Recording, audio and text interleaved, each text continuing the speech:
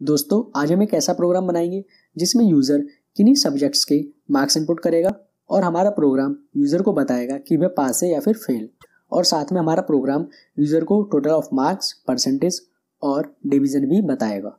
और दोस्तों मैंने प्रोग्राम पहले ही बनाया हुआ है जिससे कि हमारा टाइम बचेगा। मैं आपको इसका एग्जीक्यूशन बताऊँगा कि ये कैसे कैसे काम कर रहा है। दोस्तों सबसे पहली लाइन में मैंने एक प्रिंट फंक्शन लगाया है जिसके अंदर एक स्ट्रिंग पास की है जो यूज़र को सिर्फ एक इंडिकेशन देने के लिए कि वह उसे करना क्या है। फिर दोस्तों मुझे यूज़र से कुछ इनपुट में लेना है तो मैंने इनपुट फंक्शन का यूज़ किया और उसमें एक स्ट्रिंग पास की बताने के लिए यूज़र को कि उसे किस सब्जेक्ट के मार्क्स इनपुट करना है। फिर मैंने उसको इंट में टाइप कास्ट किया क्योंकि इनपुट फंक्शन से एज अ स्ट्रिंग इनपुट होता है तो उसको इंट में या फिर फ्लोट में चेंज करना होता है। तो फ्लोट तो हमें यहाँ पे नीड नहीं है और इंट की हमें नीड है क्योंकि कोई भी मार्क्स पॉइंट में नहीं होगा, डेसिमल में नहीं होगा कि 7.5 नंबर्स आए हों या फिर 33 पॉइंट कुछ नंबर आए हों। नंबर्स सीधे सीधे आएंगे नंबर हमारे पास इंटीजर कि 65 या फिर 80 ऐसे करके, ठीक है। फिर उसको मैंने एक एम नाम के वेरिएबल में स्टोर कर लिया, एम फॉर मैथ, तो मैंने स्मॉल में एम लिख दिया, ठीक है। ऐसे मैंने फिजिक्स के लिए, केमिस्ट्री के लिए, हिंदी, इंग्लिश। तो मेरे पास अगर यहाँ तक चलता है प्रोग्राम तो क्या होगा, प्रिंट होगा कि एंटर मार्क्स ऑफ सब्जेक्ट्स। फिर उसके बाद मैं 1 बाई 1 करके पाँचों के पाँचों सब्जेक्ट के इनपुट ले लूँगा यूज़र से। फिर उसके बाद मैंने एक सम नाम का वेरिएबल बनाया जिसके अंदर सभी सब्जेक्ट को जोड़ के असाइन कर दिया। तो अब मेरे पास यहाँ तक टोटल आ जाएगा, ठीक है। अब इसके बाद मैंने परसेंटेज निकाली। परसेंटेज निकालने के लिए जो मैंने सम निकाला है, जितने भी मार्क्स मेरे पास आए हैं अभी तक, जो भी इनपुट किए यूज़र ने, उनमें मैंने 500 से भाग दे दिया। भाग क्यों दिया 500 से? क्योंकि ये हर एक जो सब्जेक्ट है वो 100 नंबर का है कि उसमें 100 नंबर में से आपको मार्क्स मिलेंगे। तो इन सबको अगर मैं जोड़ूंगा 100 500 तक की, मतलब 5 सब्जेक्ट है तो 500 हो गए। तो मैंने 500 से इसको डिवाइड कर दिया और फिर इंटू कर दिया 100 का, तो मेरे पास यहाँ तक परसेंटेज आ जाएगी। फिर इसके बाद मैंने एक इफ स्टेटमेंट का यूज़ किया है क्योंकि मुझे चेक करना है कि किसी सब्जेक्ट में यूज़र के 33 से नंबर कम तो नहीं है।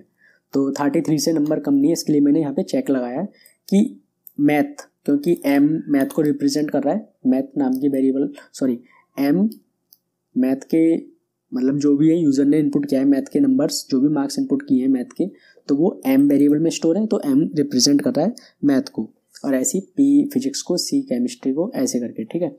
तो मैं यहाँ पे चेक कर रहा हूँ कि 33 से ज़्यादा है कि नहीं है मैथ के जो मार्क्स हैं वो ज़्यादा है कि नहीं है।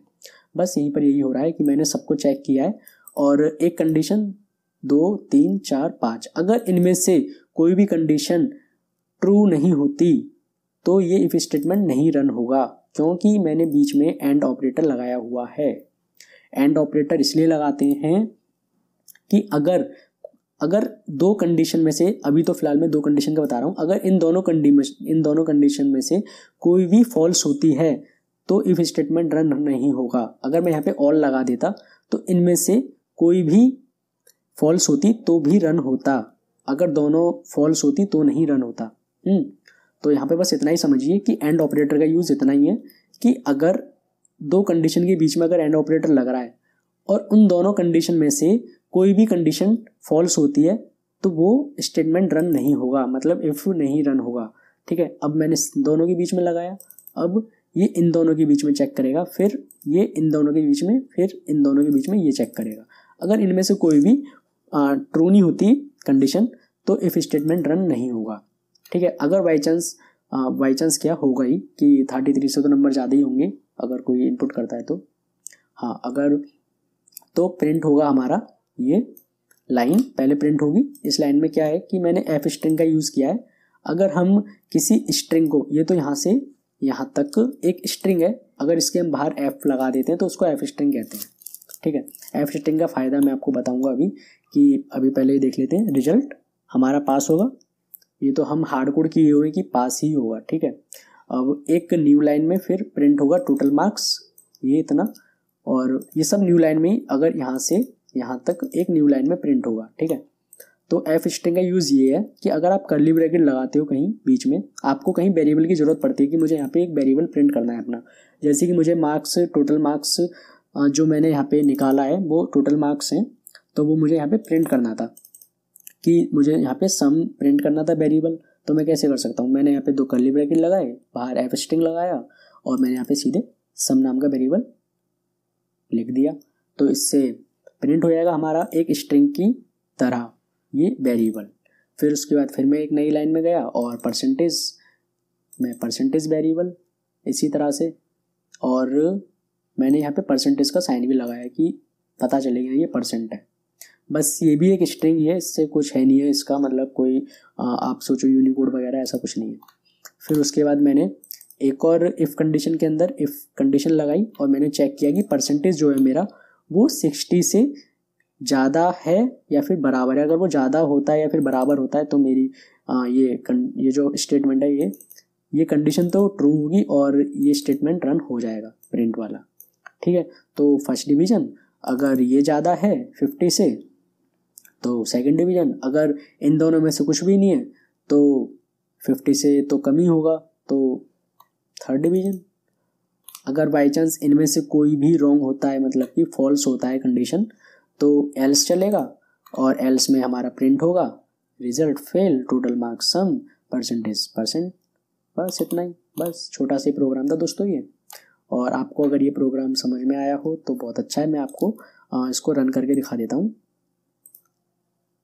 मैं देखिए एंटर मार्क्स ऑफ सब्जेक्ट पहली लाइन चली, अब ये दूसरी लाइन चली, मैथ की ये इनपुट मांग रहा है मैथ का, तो मैं यहाँ पे 33 डाल देता हूँ। फिर उसके बाद अब ये फिजिक्स का मांग रहा है तो फिर से 33, और केमिस्ट्री का मांग रहा है 33, हिंदी का भी 33, अब इंग्लिश का 33। तो हमारे पास रिजल्ट आ गया पास, क्योंकि सारे के सारे जो भी है ये कंडीशन ये 33 से, मतलब इस वाली कंडीशन को ट्रू कर रहा है, क्योंकि सब 33 है या फिर 33 ही है, मतलब इक्वल वाली कंडीशन को ये ट्रू कर रहा है। ठीक है, तो रिजल्ट आ गया हमारा पास और टोटल मार्क्स 165, परसेंटेज 33% और थर्ड डिवीज़न। ठीक है, तो आप इसको चेंज करके बढ़ा चढ़ा के भी कर सकते हो। और दोस्तों अगर आपको ये प्रोग्राम समझ में आया हो तो प्लीज़ वीडियो को लाइक ज़रूर करें। और अगर आपको कोई प्रॉब्लम लगती है कि वीडियो समझ में नहीं आ रही है, मतलब मैं सही से नहीं समझा पा रहा आपको, तो भी आप मुझे कमेंट करके ज़रूर बताएं कि मैं अपने आप को थोड़ा सुधार सकूं। थैंक यू दोस्तों।